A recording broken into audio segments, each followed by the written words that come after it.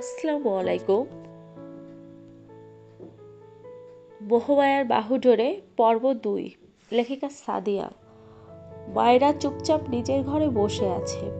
বাহির থেকে আসা আফসা কথাই বেশ ভালো বুঝতে পারছে ওই ক্যাপ্টেন নিশ্চিত এসেছে।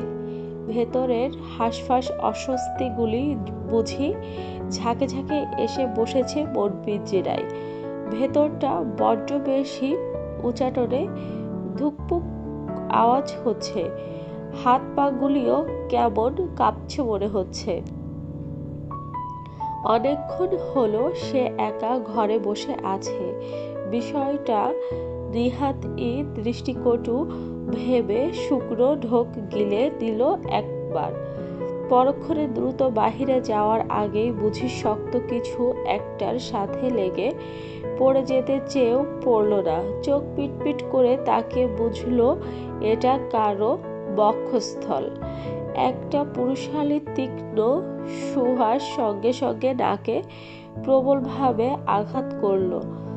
মায়রা সরু কপালে প্রশস্ত বুকের দিকে তাকিয়ে অনুভব করল এটা শক্তপোক্ত বক্ষের সাথে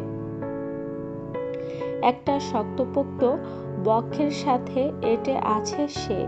তৎক্ষণাৎ বিচলিত মুখশ্রীতে সামনে তাকালো সে। বিস্ময়ে হতবিহ্বল হয়ে উঠেছে মেয়েটার আদল। বুকটা আচমকাই বুঝি ঝাঁকুনি দিয়ে উঠল। ৩ মাসের সেই কাঙ্ক্ষিত সুপুরুষ, যার সাথে বিবাহ নামক এক বন্ধনে আবদ্ধ হওয়ার পরেও এই ৩ মাসে কেবল আছেন জিজ্ঞেস করার মতো যার সাথে বিবাহ নামক এক বন্ধনে আবদ্ধ হওয়ার পরেও এই ৩ মাসে কেমন আছেন জিজ্ঞেস করার মতো সম্পর্ক তৈরি হয়নি তাদের। ওই কঠোর মুখের মানুষটার মুখশ্রী দেখে থমকে গেল বুঝি সে। স্তম্ভিত ফিরিয়ে এনে দ্রুত সরে দাঁড়ালো। মিথিলা তাদের এভাবে দেখে আনন্দে গদগদ হলেও আর কাবাবের হাড্ডি হলো না। তখনই সেখান থেকে সে প্রস্থান নিয়েছে। ইহাব তীক্ষ্ণ চোখে এক পলক তাকালো মায়রার দিকে। তার সচল মস্তিষ্ক জানান দিয়েছে এটাই মায়রা, যাকে কিছুদিন আগেই ৩ কবুল বলে নিজের করেছে সে। সে একবার একটু ভালো করে তাকিয়ে দেখল মেয়েটা বড্ড ইতস্তত বোধ করছে। মুখটাও রক্তিম হয়ে উঠেছে। অনাকাঙ্ক্ষিত পরিস্থিতিটা বুঝি তাকে কেমন জড়তায় ফেলে দিয়েছে। ইহাব আর চোখে পেছনে খেয়াল করে বুঝল মিথিলা মেয়েটা চলে গিয়েছে। হেলদোলহীন ভাবে ইহাব সামনে তাকালো। সে যতটা ছোট বাচ্চা মেয়ে ভেবেছিল, এই মেয়ে ততটাও ছোট নয়। সদ্য যৌবনে পা দেওয়া কুসুম কুমারে সে। ঠিক সরোবরে সদ্য ফোটা পদ্মের মঞ্জুরি বুঝি। অঙ্গের হালকা আভার বুঝি নিজস্ব জ্যোতি ছড়াচ্ছে। বিচলিত চোখ, ঠোঁট অত্যন্ত অস্থির চঞ্চল। বিহ্বল অস্বস্তিতে গলে পড়ে মায়রার দিকে তাকিয়ে মৃদু তবুও শানিত কণ্ঠে বলল, মায়রা রাইট? কপাল বুঝি মায়রা। তার বড্ড অস্থির লাগছে। কাঁপল বুঝি মায়রা। তার বড্ড অস্থির লাগছে। এখানে এভাবে সঙ্গের মতো দাঁড়িয়ে থাকার সাহস শক্তি কোনোটাই পাচ্ছে না সে। মনে হচ্ছে কোনো জন্তু কিংবা কুমিরের সামনে প্রাণ সংশয়ের ভয়ে দাঁড়িয়ে আছে সে। বুকের ভেতরটা কেন যে এত লাফাচ্ছে। মরুভূমির চৌচির গলায় ঢোক গিলার চেষ্টা করল মেয়েটা। আলতো করে নেত্রপল্লব তুলে এক ঝলক দেখল সামনের মানুষটাকে। ওই ধারালো তীক্ষ্ণ চাহনি দেখে ক্ষণেই ফের চোখ নামিয়ে ফেলল। কারো চোখের দৃষ্টি এত তীক্ষ্ণ সুচালো হতে পারে এর আগে তার জানা ছিল না। গলা দিয়ে আওয়াজ আসতে না চাইলেও খুব প্রচেষ্টা চালালো সে। মিহি কণ্ঠে বলল, আমি দুঃখিত। মায়রা আর ডান বাম তাকালো না। যত দ্রুত সম্ভব সে দরজা পেরিয়ে বাহির হলো। তবুও বুঝি পেছন থেকে সেই রাশভারী গম্ভীর কণ্ঠ ভেসে এলো, ওয়েট মায়রা। থমকে দাঁড়ালো মায়রা। বুকটা বিচলিত রূপে কেমন দুলছে। এই লোকটার সামনে এসে এতটা জড়তা কেন? আদরে তাকে ঝাপটে ধরছে। এত শ্বাসরুদ্ধকর অবস্থা কেন সৃষ্টি হচ্ছে? এই ন্যূনতম কারণে পাগুলি অসাড় করে দাঁড়িয়ে থাকলেও মায়রার বুকে আর সাহস হলো না পিছু ফিরে ওই সূক্ষ্ম চোখের দিকে তাকানোর।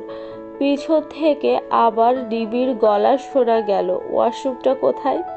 হাত দিয়ে ইশারা দিয়ে দেখিয়েই মায়রা আবার ছুটল। তার এহেন অসন্তোষ ব্যবহারে ভ্রুকুটি করে আনল ইহাব। সরু ললাটে চিন্তিত বনে আওড়ালো। অদ্ভুত, এমন উদ্ভট বিহেভিয়ার করলো কেন মেয়েটা? মেয়েটার একমাত্র বড় ভাই তুহিন আজ হোস্টেল থেকে বাড়ি এসেছে। মায়রার একমাত্র বড় ভাই তুহিন আজ হোস্টেল থেকে বাড়ি এসেছে দুদিনের জন্য। কাল রাতেই মা তলব করে তাকে নিয়ে এসেছে। ড্রয়িং রুমে সবার সাথে পরিচয় হয়ে এসে তুহিন নিজের ঘরে ঢুকলো। অপরিচিত এক অতি সুন্দর কিশোরীকে দেখে থমকে দাঁড়ালো সে। কাঁধের ব্যাগটা আপনা আপনি নিচে পড়ে গেল। সেই শব্দে চমকে তাকালো শিফু। ঘরে অবাঞ্ছিত এক ছেলেকে দেখে কপাল কুঁচকে নিল সে। নাক ফুলিয়ে রুক্ষ গলায় জিজ্ঞেস করলো, কে আপনি? ঘরে ঢোকার আগে নক দিতে হয়, সেই কমন সেন্স নেই আপনার? দেখে তো মনে হয় ভদ্র, তবে স্বভাবে একটা বাদর আপনি। সরি। শিফুর মুখে এহেন কথায় টাসকি খেললো যেন তুহিন হকচকিয়ে বলল, এই নাক ফুলি কে আপনি?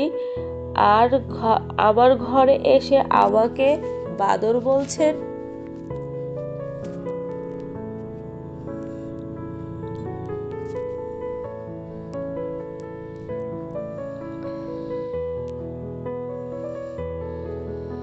মেয়েটা মনে হয় রেগে গেল। নাকের পাটা ফুলিয়ে চোখ বড় বড় করে চিৎকার করে উঠল। তার চিৎকারে পুরো তবদা ভরে গেল তুহিন। রসগোল্লার মতো চোখে গোল গোল করে চিন্তিত ভঙ্গিতে দাঁড়িয়ে আছে। মেয়েটা আবার কান কাঁপিয়ে আম্মু বলে ডেকে উঠতেই যেন হুঁশ ফিরল তার। জিভ কেটে বিড়বিড় করলো, খাইছে রে, এ কোন ঝিনঝি পোকা? তুহিন দ্রুত এগিয়ে গেল। ডান হাতে এক প্রকার ঠেসে ধরল শিফুর মুখে। কণ্ঠে জোর কমিয়ে বলল, আরে মেয়ে, পাগল নাকি তুমি? এভাবে চিৎকার করছো কেন? ড্রয়িং রুমে সবাই বসে আছেন, কি ভাববে এভাবে গরুর মতো বেবড়ালে? শিফু কথা বলতে চেয়েও পারছে না। গলা দিয়ে অদ্ভুত শব্দ বের হচ্ছে কেবল। চোখ বড় বড় হয়ে উঠেছে ওর। এমন অপ্রত্যাশিত ঘটনার মুখে পড়ে শিফু বুঝল না তুহিন ঠিক কি বোঝাতে চেয়েছে।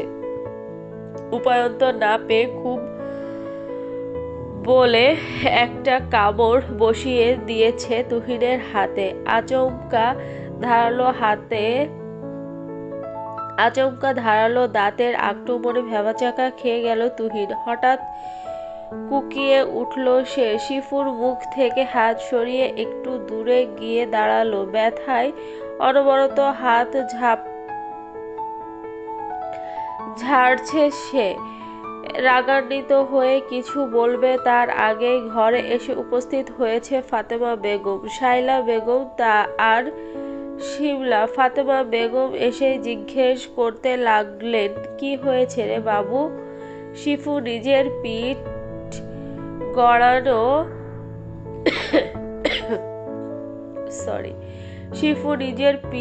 গড়ানো ব্রাউন কালার করা চুলগুলি ঠিক করতে করতে বুঝি ফিসফিস করলো, হাতিকে আবার বাবু ডাকতে হয়? শায়লা বেগম নিজের মেয়ের কাছে গেলেন, কপাল কুঁচকে জিজ্ঞেস করলেন, কি হয়েছে শিফু? চিৎকার করছিলি কেন? শিফু সূক্ষ্ম নজরে তাকালো তুহিনের দিকে। মৃদু মুখ মুচড়ে সে মাকে জবাব দিল, দেখো না আম্মু, আমি এই রুমে শুয়েছিলাম আর চিনি না জানি না এই ছেলেটা বলা নেই কওয়া নেই ঘরে ঢুকে পড়েছে, আবার আমার সাথে ঝগড়াও শুরু করেছে। শায়লা বেগম বুঝলেন মেয়ের কথার মানে। ওনার মেয়ে কেমন তাও তিনি ভালো জানেন। ফাতেমা বেগমের দিকে তাকিয়ে বুঝি নিজেই বিব্রত বোধ করলেন। এদিকে তুহিন টাসকি খাওয়ার মতো হতবাকে তাকিয়ে আছে শিফুর দিকে। 12-8 মেয়ে তো যা তা বলে দিতে পারে, কি সাংঘাতিক এই পিচ্চি। মায়ের দিকে চোখ যেতেই করুণ হলো তার মুখ। ইশারা দিয়ে বোঝালো, আমি কিছু করিনি আম্মা, এই মেয়ে মিথ্যে বলছে। ফাতেমা বেগম মা হয়েও মনে হয় তার মনের কথা পড়তে পারলেন না। উল্টো শাসন করে বললেন, অনেক বড় হয়েছিস তুহিন, তো এখন আর ছোট নেই, মজা করা এবার বন্ধ করো। আমি কিছু করিনি। ফাতেমা বেগম যেন ছেলের কথা কানেও নিলেন না।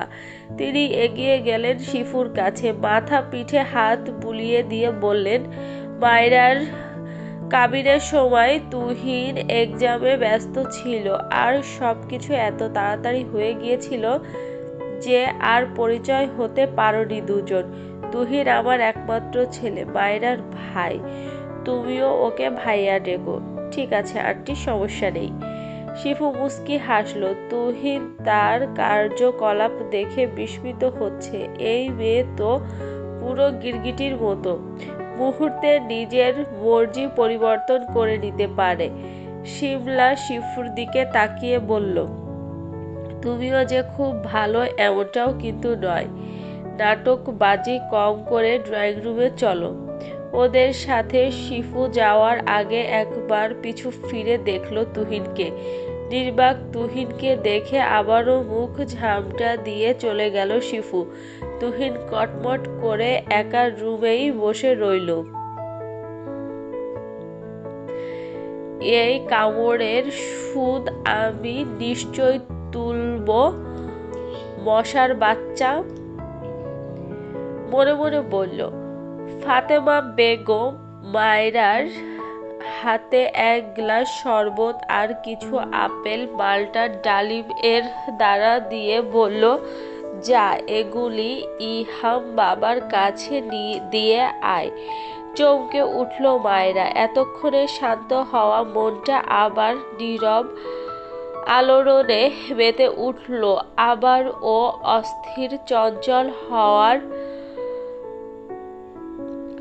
অস্থির চঞ্চল হাওয়া বয়ে গেল শরীরের শিরায় শিরায়। নিঃশ্বাস বুঝি অদৃশ্য বলেই বারবার বাধাগ্রস্ত হচ্ছে। ভেতরের কম্পনে হাতগুলি বুঝি নিস্তেজ হয়ে আসছে। হাতে ধরিয়ে দেওয়া ট্রেটা অনবরত কাঁপছে যেমন। কম্পিত কণ্ঠে লঘু আওয়াজ তুলে বলল, আম্মু, মিথিলা আপুকে বললে হয় না?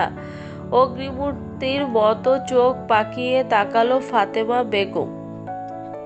চাপা ক্ষোভ নিয়ে আশপাশ পর্যবেক্ষণ করে মৃদুস্বরে বললেন, তুই কি মাথা মোটা? মায়রার স্বামী তোর, আর তুই বলছিস মিথিলাকে জামাইয়ের শরবত দিয়ে আসতে? তোর শাশুড়ি আর ননা শুনলে কি ভাববে? তাছাড়া জামাইয়ের সাথে একটু কথাবার্তা বলে সহজ হ মা।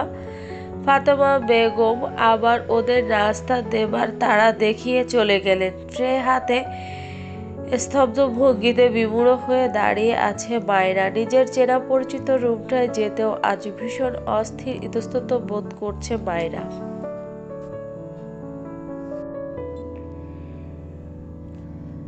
ফাতেমা বেগম আবার ওদের নাস্তা দেবার তাড়া দেখিয়ে চলে গেলেন।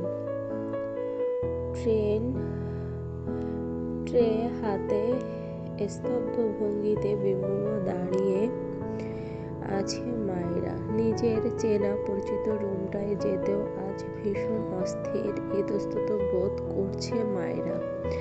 নিজের সংশয় বিচলতা ভাব কাটিয়ে ওঠার চেষ্টা করে মায়রা নিজের ঘরের দিকে গেল। পর্দা সরিয়ে দিয়ে ঘরের ভেতরে প্রবেশ করতেই উচাটন মন বুঝি টগবগ করে ফুটে উঠল। শান্ত চোখের পাতা মেলে দেখল মানুষটা শুয়ে আছে। কপালে হাত ঠেকিয়ে শয়তান হয়ে শুয়ে রয়েছে। ঘুমিয়ে গিয়েছে কিনা ঠিক বুঝতে পারছে না সে। চুপচাপ পা টিপে টিপে সে সেন্টার টেবিলের দিকে এগিয়ে গেল। প্রবল অশান্ত উত্তেজনায় শাড়ির কুচির সাথে পা আটকে পড়ে যেতে গিয়েও নিজেকে সামলে নিল সে। নিঃশব্দে ট্রেটা রেখে মিনিট দুই দাঁড়ালো বিছানার এক পাশেই। ডাকবে কিনা সেই চিন্তাতেও ডুবল মনে হয়। অবশেষে গলা কেশে সুরেলা মিহি কণ্ঠে বলে উঠল, শুনছেন? ওপাশ থেকে তার কথার কোনো সাড়া শব্দ পেল না মায়রা। অজানা এক কারণে সে ভেতর থেকে ভীত হয়ে আসছে। সামনের মানুষটাকে কি সে ভয় পাচ্ছে? সাহস জুগিয়ে আবারও সে ডাকল, শুনছেন? আপনার জন্যে শরবত এনেছিলাম। ইহাম তৎক্ষণাৎ কপাল থেকে হাত সরিয়ে উঠে বসল। আকস্মাৎ এমন উঠে পড়ার ভঙ্গিমায় ভীষণ হকচকিয়ে গিয়ে মায়রা।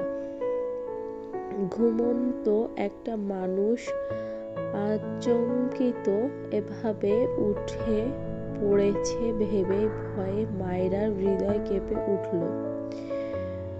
বিহ্বল চোখ মুখে তাকিয়ে আছে সে। ইহাম যেন শান্ত শীতল ভাবে বসল বিছানায় পা ঝুলিয়ে। ধারালো দৃষ্টিতে তাকিয়ে গম্ভীর কণ্ঠে বসে উঠল। ধারালো দৃষ্টিতে তাকিয়ে গম্ভীর কণ্ঠে বলে উঠল, যেটা পারো না, ক্যারি করা সম্ভব নয়, সেটা করতে যাও কেন? যেটাই কমফোর্টেবল নও সেটা আর পরবে না। বিহ্বল হওয়া মায়রাকে চিন্তিতের পথে ধাবিত করল। চমকালো সে। লোকটা কিসের কথা বলছে তাকে? নীরব থেকে সূক্ষ্ম মস্তিষ্ক ঘাটাতেই আশ্চর্যান্বিত হলো তার চিত্ত। লোকটা কি তাকে শাড়ির কথা বলল? চোখ বোঝা অবস্থাতেও কি করে টের পেল সে? নাকি একজন দক্ষ চতুর সৈনিক হিসেবে শ্রবণ ইন্দ্রিয় দিয়েই ঘটনা আন্দাজ করে নিয়েছে? কি সাংঘাতিক ব্যাপার! এত ধূর্ত সচল মস্তিষ্ক ওনার! বিমূঢ় চিত্তের মায়রা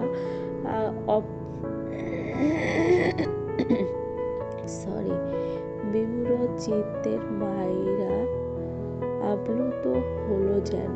মাথা নুয়ে নিজের শঙ্কা ভুলে প্রশ্ন করেই ফেলল, শাড়ি পরাতে কি সমস্যা? মাঝে মাঝে শাড়ি পরতে সব মেয়েই পছন্দ করে। মুখে মুখে কথা বলাটা বুঝি একটুও পছন্দ হলো না ইহামের। চোখ মুখ মুহূর্তেই সূচালো হয়ে উঠল তার।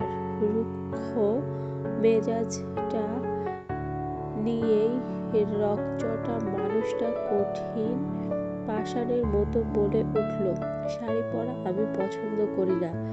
কারণ কলেজে শাড়ি পরা একটা মেয়েকে দেখে আমি পছন্দ করেছিলাম।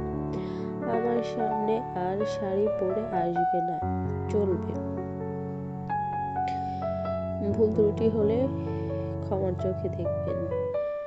আমাদের গল্পটি যদি ভালো লেগে থাকে অবশ্যই একটি লাইক দিয়ে যাবেন এবং আমাদের এই গল্পের পরবর্তী পার্ট শোনার জন্য অবশ্যই চ্যানেলটি সাবস্ক্রাইব করে পাশেই থাকবেন।